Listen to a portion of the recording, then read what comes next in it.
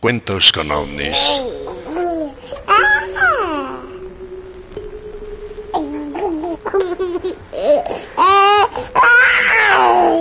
Marcianita 8. Fin de la primera serie.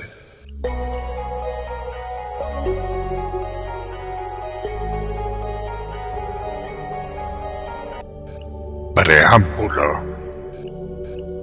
Bogotá, capital de Colombia. Antiguo y ya no existente Departamento Administrativo de Seguridad, DAS. Mes de agosto del año de 1970. Testimonio del sargento X, retirado y pensionado. Quizás ya fallecido.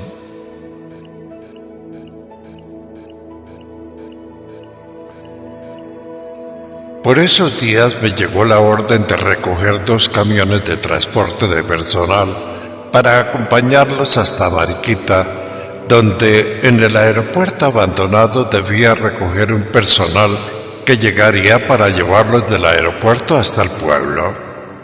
En el aeropuerto de Mariquita recogimos ese personal uniformado de negro que llegó en un avión grande y barrigón, un avión que no pude identificar. Después los dejamos en inmediaciones de la iglesia que llaman La Ermita, y allí los descargamos. Luego, como media hora después, regresaron con algunos heridos. Ya en el aeropuerto, todos subieron al avión y se fueron. Por radio, yo recibí la orden de esperar.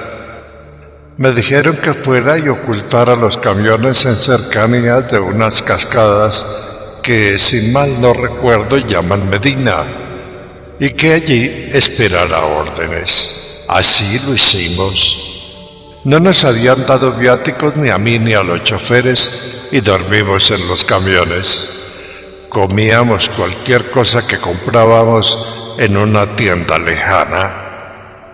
1 o 2 días después, no recuerdo muy bien, por orden radial fuimos al aeropuerto y allí nuevamente llegó el avión barrigón. Y esta vez bajaron como 30 hombres vestidos de negro.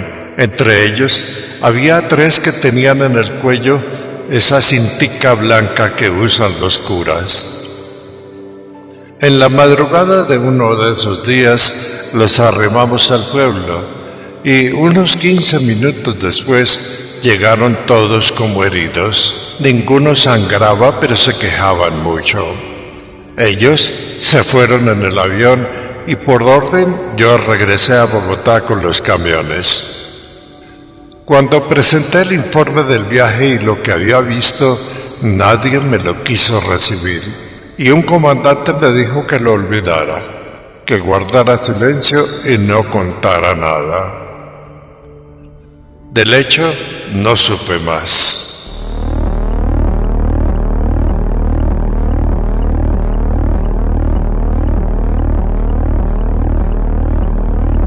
Continuemos con el cuento.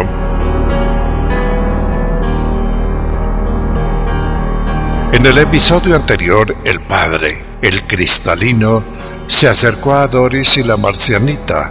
Entonces mamá y bebé, como desvaneciéndose, se hundieron en la tierra. Doña Elsa, al ver esto, supo de inmediato a dónde iban. Los de la tierra de adentro los recibirían. Después, el padre cristalino, mirando al grupo, asintió con la cabeza y luego se hizo invisible.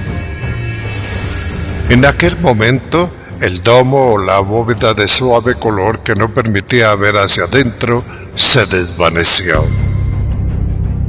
En el cielo ya no estaba la gran nube lenteja. Ahora había 6 naves lentejas de color negro.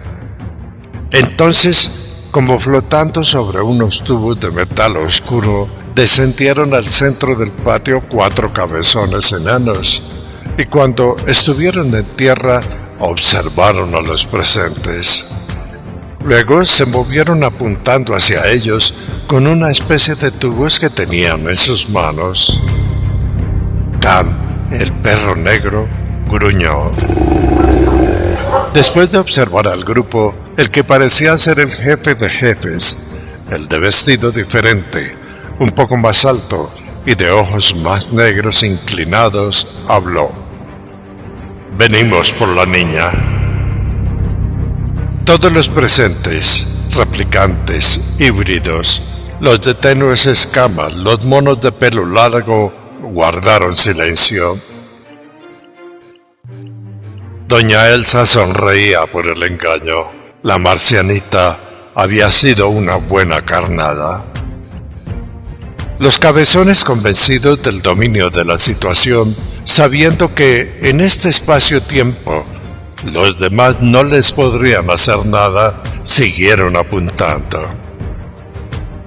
Entonces, nuevamente el cabezón que parecía ser el jefe de jefes repitió: venimos por la niña. En ese momento, el padre, el cristalino que daba aviso, se materializó, y lo hizo con su gran estatura frente al cabezón enano que parecía ser el jefe. Entonces, los cabezones sorprendidos le apuntaron con sus tubos en la mano y le lanzaron unos rayos. Rayos que al tocar al padre cristalino se desvanecieron. El jefe cabezón se movía agitado al tiempo que disparaba y veía aterrado cómo sus luces se disolvían o eran absorbidas por el padre cristalino. En ese momento, el padre levantó la mano derecha hacia el cielo, y arriba, replicantes, híbridos, escamosos y monos, sin moverse de su sitio, alzando la mirada, vieron cómo la gran nube lenteja apareció encima de las naves lenteja oscuras en las que habían llegado los cabezones. Y al momento observaron también cómo la nube lenteja absorbía, chupaba o aspiraba a las naves lentejas oscuras. Luego, casi en un instante, vieron cómo la gran nube lenteja con su carga dentro desapareció. Entonces, el domo de cristal azul tenue que siempre había cubierto la casa y el patio de los frutales nuevamente apareció. Los cabezones brincaban de un lado a otro como asustados. Luego el padre, levantando las palmas de sus manos, apuntándolas hacia los cabezones, los envolvió con una luz casi transparente. Y entonces, replicantes, híbridos, escamosos y monos sin moverse, vieron que los cabezones, como convulsionando, se envejecían aceleradamente. Y así lo hicieron hasta que se volvieron polvo y desaparecieron de la escena. Los cabezones nunca supieron que ellos y sus naves habían sido trasladados en un instante a otro espacio y otro tiempo en el futuro, donde envejecieron y desaparecieron sin saber siquiera quién era el cristalino. Entonces el padre cristalino miró a los presentes, y de inmediato todos entendieron que debían actuar antes de que el tiempo detenido por los cabezones volviera a su normalidad. Ante la mirada, de inmediato, incluida la señora Eva y su esposo, se disolvieron y reaparecieron en la mitad de la calle frente a la casa de la marcianita. Afuera, vieron más de 20 hombres vestidos de negro que se aproximaban para penetrar a la casa. Todo fue tan rápido que no hubo disparos, solo rayos de luz.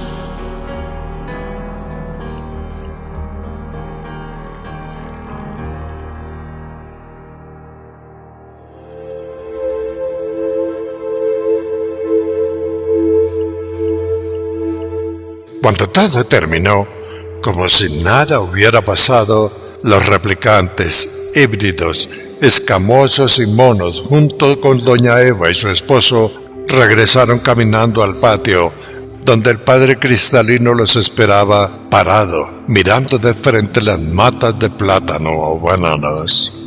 Luego, volteándose y mirando al grupo, dijo: «Nos hemos detenido y su plan se ha retrasado 50 años. Ahora van a traer grandes y acelerados cambios».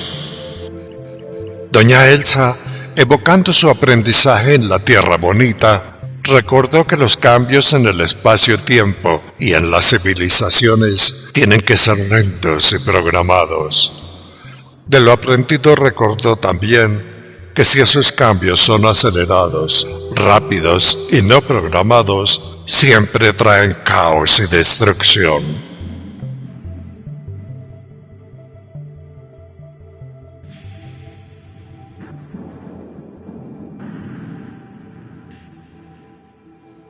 Cuando el padre Cristalino terminó de hablar, se desvaneció.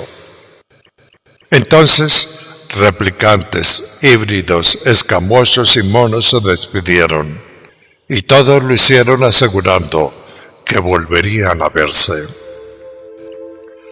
Los últimos en irse fueron los replicantes o los evangélicos, quienes salieron caminando con rumbo a su vivienda, ubicada frente a la casa de la marcianita. Can, el perro negro, los acompañaba. Doña Elsa y su esposo quedaron solos, y al momento el domo de cristal de azul tenue se desvaneció. Las matas de banano también lo hicieron. Luego, y casi simultáneamente, el verdor que había en el patio y sus árboles frutales desapareció. Y entonces el patio volvió a ser como era antes del embarazo de Doris y la llegada de Estrellita o Millón.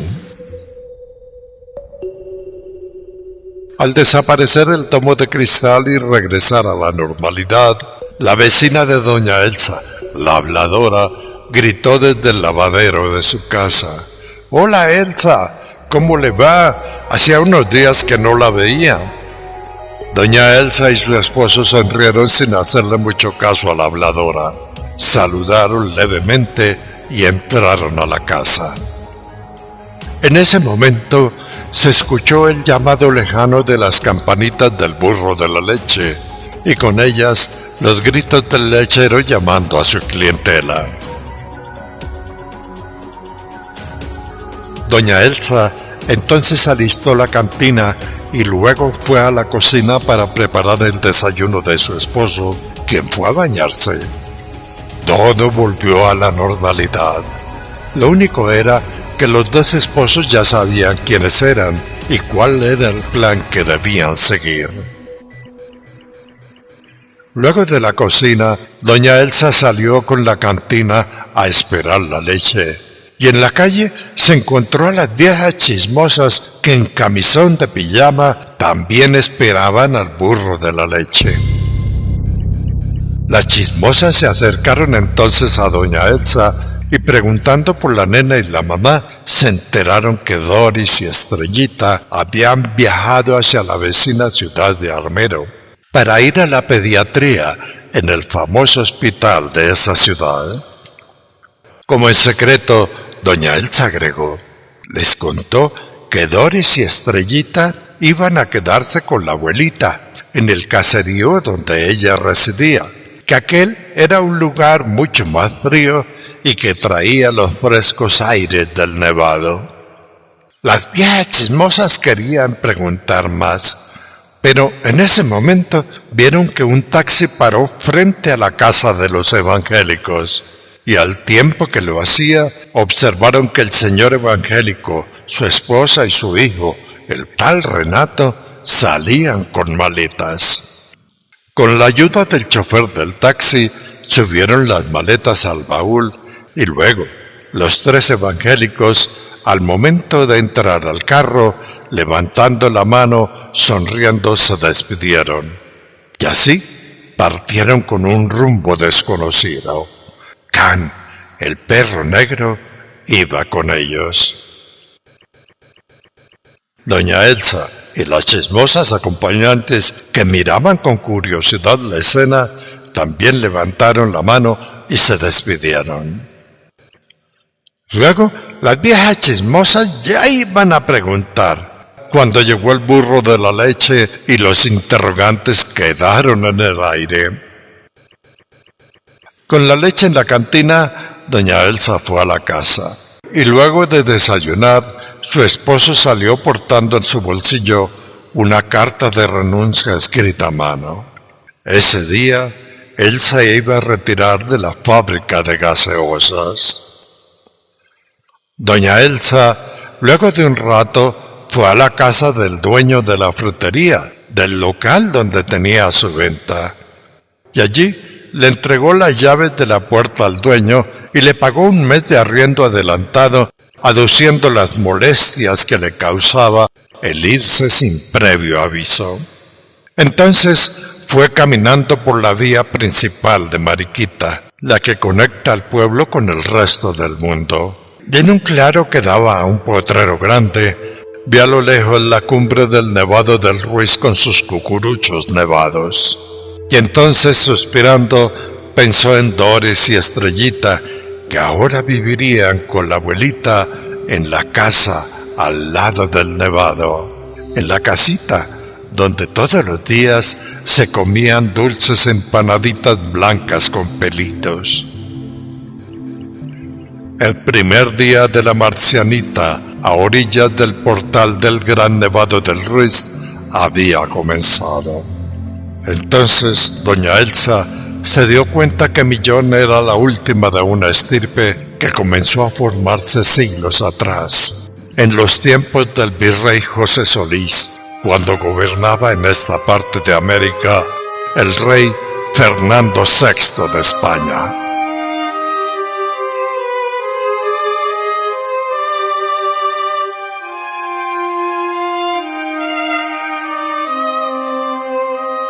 Los cambios en el espacio-tiempo y las civilizaciones tienen que ser lentos y programados. Los cambios acelerados, rápidos y no programados, siempre traen caos y destrucción. Epílogo.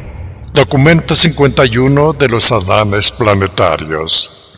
Libro de Urantia. Si una catástrofe física pusiera en peligro la residencia planetaria de una raza en evolución, los Melquisedec y los portadores de vida instalarían la técnica de desmaterialización para todos los sobrevivientes, y estos seres serían llevados por transporte seráfico a un nuevo mundo preparado para su existencia continuada.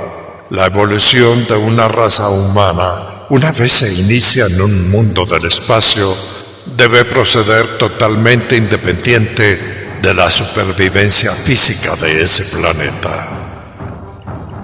Libro de Urantia, documento 51.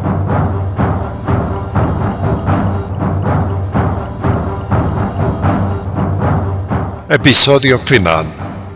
Fin de la primera serie de La Marcianita. Estuvo con usted Roberto Tobar Gaitán. Gracias por su atención.